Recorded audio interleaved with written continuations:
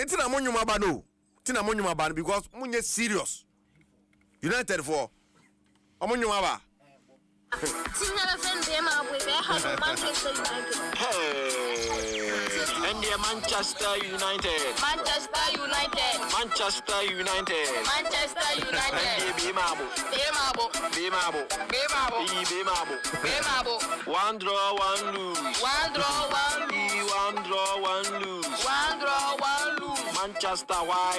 Manchester, why? Manchester, why? Manchester, why? And the why? Why? What say you, babe? Why? What say you, babe? Why? What's up? Why? What's up? Why? What's up? Why? What's up? Why? United must sapa. Must ready ya go. United for us started. United for us started trick protest. When they said it, you said you can't need. United for some serious. So there's someone Samara. Hey, not third division. This stage, crowd, ya now more premier for one more chum bomb toto and never in a way. Brighton over beyond Mufula Munina say. United in Kwa could you from 2-2 penalties here, but penalty Makuma 11. I feel you got 12 for him. Bomo Epuni to go by your boy, napping back by 9. Was saying, oh, Granny Yankopon. I'm just sports page 1 live on Adom 106.3. Meaning Kegyiwa and Asiedu Boadi live on Facebook. Adom 106.3 FM. Adom 106.3 FM. Join ye. Yes, you enjoy me. Be to me. Koye Pacho Preko. Nam ya when the show so. They say famous. I North Kaneshi. I famous. Epreko. Shi. What you try to go? Not the Mako. No sa kwa anko so for Makoni being counted. Ana baby. Big Faye. We brutal. Opreko ndi. Chana sa.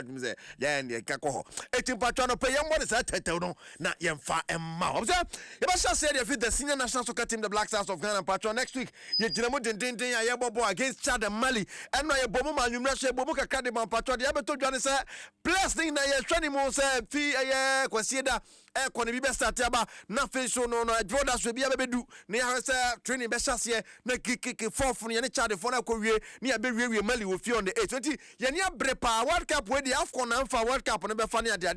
Now, be Brennan, Casafa squad, no homes, Ebisa and Shaku, and Ebisa, we were near the idea, Ebisa local place, the Crano, a Sarah Penny woman near the idea. Henry Santa Chubo Casama Ghana Football Association, local place, a BGD said, Ya overlook woman, was it Debbie, local place, Musia, what time, moment. It is about OGB, I'm ranting it to me, Ayajumana Mano. Why I'm the Mama one is he is 100% convinced, he said, I'm ranting for now, on which me. Aye, Ejumana man, senior pattern. Senior Beya, Yaniswa de who say, a better and qualify for World Cup. Way I Henry Asante Chumo somebody tuja. Na yaka na enra make up patasem before your games on Patebe Kokot. Okwa kwotwa ebeboboro. Ana man for sinade no nya patam na ko ne court so asem ba na kokot ebeboboro. Court nya ikojina court anya sem kitwa o. Court pass e do kojina court. Abafuzu be jojo kakra. O se bibia for senior parent so baby obi. We have supported all our players with 100% here. He is aware that our court case ahead of him, but and come on in the team and Shishara, he won't not just obey me about at the right time, and also he's in the right frame of mind. If you watch games are both for Villarreal in the La Liga. Are almost 30 years now. He is in top shape, and so we think that being a senior player and then with his experience and what he brings to the table, we will need him in these 2 matches. Yeah, what's on Saturday after. Where Henry Asante Chumoka, some of the Ghana Football Association in Samono, Yakana San Emmanuel Jumabatu, former player of the Black Stars, or Julian said players were motivated the persons Afcon and Fanti motivation, so make them qualify for the World Cup. They know, sir, it will be very crucial games. Say the football, we don't have any small games to be because we don't know the kind of picture and I name or more inside when he focus in the here. But maybe Mojidi say the team no as gradually improve or minimum personal free outside by this minimum terrain or minimum the demand of our supporters and BBA Kuyeno. I'm saying they know what is at stake, they know what the Ghanaians want from them, and they know what they need to do. Until the technical team doesn't have to do much. They know the boys already. Getting to 1.5 years and 2 years. The Omo Munima there anymore. I say 2 matches. So Munim say if you want a clear chance to qualify for the World Cup from these 2 games are very crucial. So Mokono they know already, and the technical team knows already. So for Chad, it won't be too much of difficulties. I know we have changed, but whatever it is, we will pick the points and come back and face Meli. I mean, at Monday, and it's Operation 6 points as the Biamekano. Yeah, I intimate and I know the technical team and the boys will deliver for us. It's Operation 6 points. Operation 6 points. I don't know some Emmanuel Ajimabaduni Kanika or the Atugrati. How that particular game because as a Ghana I had say AFCON and Kondia World Cup with their risk dolly as see team call 15 points on top of the table, 2 matches to go. Comoros or Tosumi, you know, 12 points. Into Yang Malini Chad, Bon Comoros, also Madagascar and Central African Republic in the Boni. I'm laughing like killer boy bed. It's a once live on our Facebook page. But I heard the state of the Grass Sports Stadium. And one of Black Stars the bomb. No, I have something which is there. Madam said, the mean win it is ready.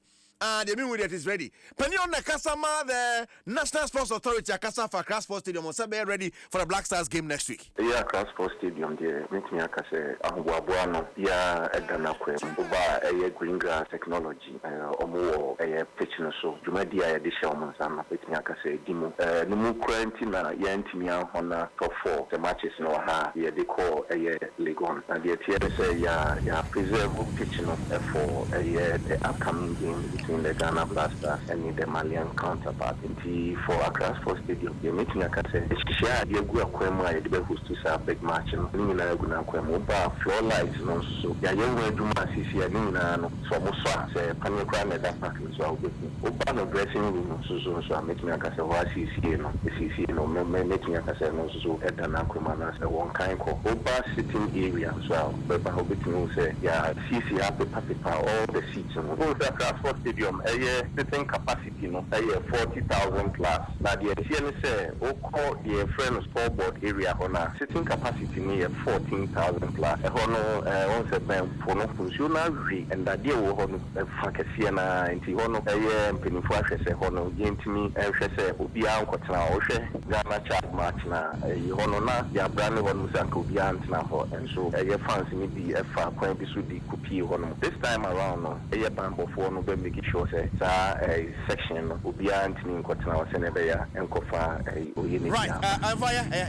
Mr. Chas, I'm a fan. No, how it goes. It's way the ocean to see. I know a Grass Sports Stadium. Mamba Bayara, so a green pa. You have said Kotoko beats me about Champions League. You know, Sabe, I can't for best. I'm going to for the kind of Koda. Say, Kumasi, into me more. Aha, but once I'm a pitch and I come. I wait man to slidings. So, I'm an eye come up. You go to the ready.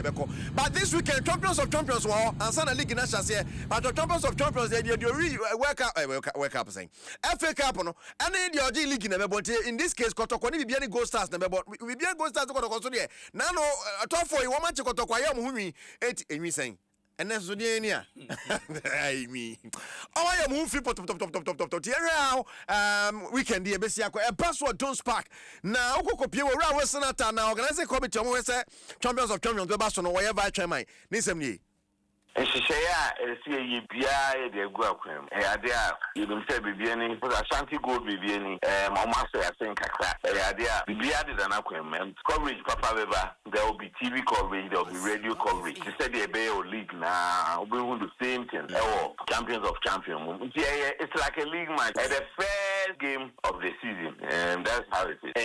If I had the BNI for no, my newsstand, go post the cheap. No, I can't. Idea capacity to cry a good be. Anna, Asanti Kotoko. You're in a free, you know. Freddy, a barber shake Kotoko, Ankasa, Tim Nankasa. How much we market the 90th anniversary of Kotoko? And your match of Monday to Sobana. Yo, Ora Senata, Erase, Papa. I was a corner, Andra. Unim sami bo mun se police ladies person mo come anymore e so mo hire mo na match am be boro mo papa o ene e na so mbogu mu pa ne tre wan e no mutimi gira mo na so e ball the Sam Nelling for Something Benny for the say him say obi say opedwudwu an obekọ Benny. Yeah, bobo ase Benny. Now yeah, bomb three wine. Please that is for my idea. Some way to qualify for the Champions League no year trust be bia betumi akọ. Coach you see Basigi, one year coach pani parliament please ladies. And nothing come on now watch them say na easy match. Who 3-1 one Abeka say oh 3 match no 3-1 no chile say and na easy near the. You see Basigi say na no but on the next round no and that's the next match na feel your more. Coach, it's very prudent for you to always prompt your players as and when necessary. So I needed to guide them to play, and they were adhering to all that I was telling them, and it was working. So I think that is a normal thing for every coach to do. They will be tired in the first game, but since we had some few break, I think we gave them some time to rest so that they can have enough time for the next game. So we try to manage the situation for them so that they will be able to play today's game. We told ourselves that we must win this game if indeed we want to stay in the competition. So it was something that we prepared for, and we corrected our mistakes in the first game, and I think today it really worked for us. Yo, you see, basically, it's really work for us. There, I think. You know how the next game will go. You know, basically, since the time we go first year, time we go near the United for them. Monday, I'm going to say, now I'm saying for better, sir. Mate, nyame him. And I mean, best sorry, I'm saying United for me team one day.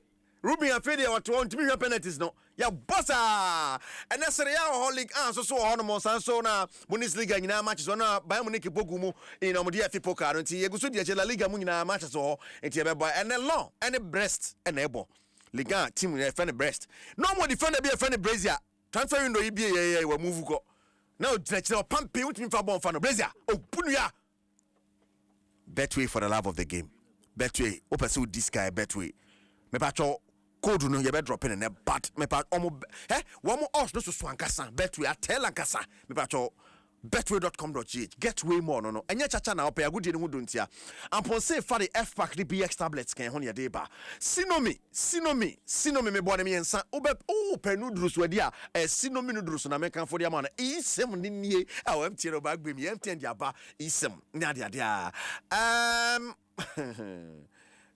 esi ohene so Nenyo ni mama fa we ma esi ansa na mako. Ofa, team never friend be ma boy be ha you Manchester United. Hey, and the Manchester United. Manchester United. Manchester United. Manchester United. And the Bemabo. Bemabo. Bemabo. Bemabo. Bemabo. Bemabo. One draw, one lose. One draw, one lose. One draw, one lose. One draw, one lose. Manchester, why? Manchester, why? Manchester, why? Manchester, why? And the why? Why? Why? What say you, babe? Why? What say you, babe? Why?